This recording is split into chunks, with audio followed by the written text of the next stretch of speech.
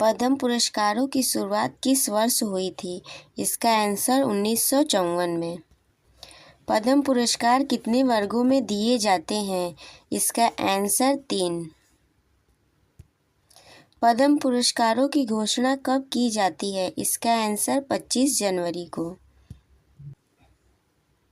पद्म पुरस्कार किसके द्वारा प्रदान किए जाते हैं? इसका आंसर राष्ट्रपति द्वारा। पद्म पुरस्कारों में सर्वोच्च पुरस्कार कौन सा है? इसका आंसर पद्म विभूषण।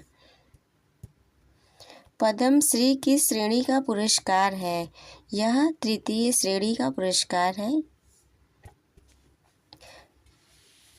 वर्ष 2026 में कुल कितने पद्म पुरस्कार दिए गए? इसका आंसर 131। पद्म विभूषण 2026 में कितने व्यक्तियों को दिया गया? इसका आंसर है 5 व्यक्तियों को दिया गया। पद्म भूषण 2026 में कितने व्यक्तियों को सम्मानित किया गया? यह 13 व्यक्तियों को सम्मानित किया गया। पद्म श्री 2026 में कितने व्यक्तियों को मिला? यह 113 व्यक्तियों को मिला। पद्म विभूषण 2026 में कला क्षेत्र से किसे सम्मान मिला? यह धर्मेंद्र सिंह देओल को मिला।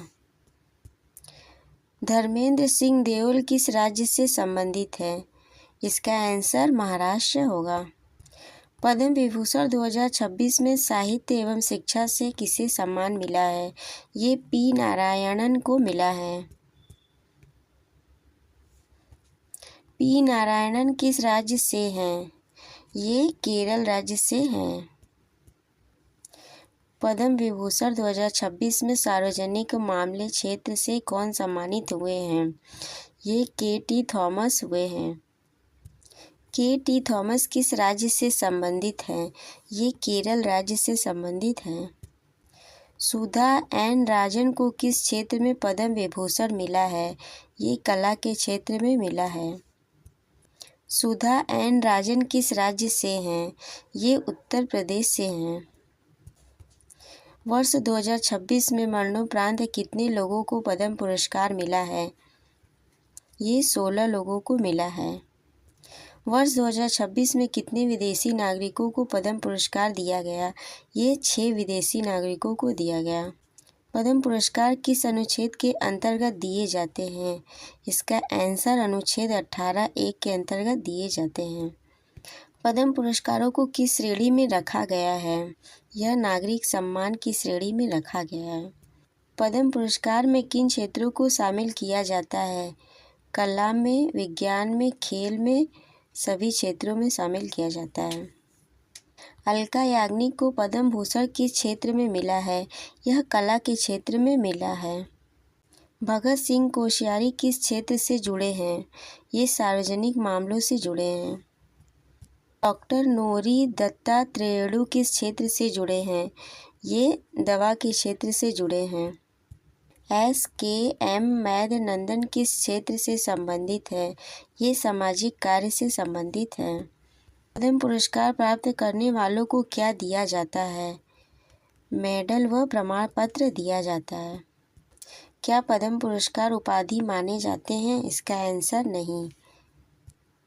पद्म पुरस्कारों का प्रतीक क्या है? इसका आंसर कमल पुष्प है। पद्म पुरस्कारों की सूची में किसे सबसे अधिक संख्या में दिया जाता है? इसका आंसर पद्मश्री। पद्म पुरस्कारों की घोषणा सामान्यतः किस अवसर पर होती है?